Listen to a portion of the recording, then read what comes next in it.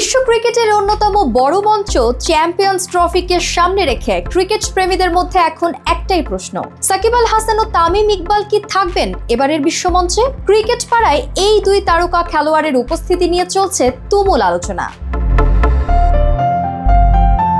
বরাবরই দেশি ক্রিকেটারদের ঝালিয়ে নেওয়ার মঞ্চ বিপিএল, তবে ঘরোয়া ক্রিকেটের সবচেয়ে ঝলমলে আসরেই নেই দেশের সফলতম ক্রিকেটার সাকিব। এই মুহূর্তে সাকিব নাম লিখিয়েছেন বুড়োদের লিজেন্ডস লিগে। তার বিপিএল এ অনুপস্থিতি নিয়েও চলছে বেশ আলোচনা। এদিকে তামিম ইকবাল অবসর ভেঙে আন্তর্জাতিক ক্রিকেটে ফিরলেও জাতীয় দলের জার্সি গায়ে আর খেলা হয়নি।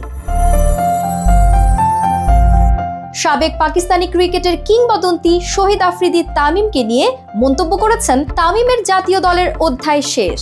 বিসিবির নির্বাচকরা জানিয়েছেন 12ই জানুয়ারির মধ্যে 15 সদস্যের দল ঘোষণা করা হবে, কিন্তু দলের লিস্ট জমা দেওয়ার তারিখ এখনও নিশ্চিত নন স্বয়ং বিসিবি বোর্ড। তবে সাকিব এবং তামিমের ব্যাপারে বিসিবি বোর্ডের তরফ থেকে এখনো কোনো ঘোষণা আসেনি। সাকিবের চ্যাম্পিয়ন্স ট্রফিতে অংশগ্রহণ নিয়ে বিসিবির সভাপতি ফারুক আহমেদ জানিয়েছেন, সাকিব ও ক্রীড়া মন্ত্রণালয়ের মাঝে সর্বোপরি যোগাযোগ হচ্ছে। সাকিবের রাজনৈতিক জটিলতা এবং অন্যান্য বিষয় নিয়ে মন্ত্রণালয়ের সঙ্গে আলোচনা চলছে। তিনি আরো জানান, সাকিবের ফিটনেস ও মানসিক শক্তি দেখে চূড়ান্ত সিদ্ধান্ত নেবেন নির্বাচকরা।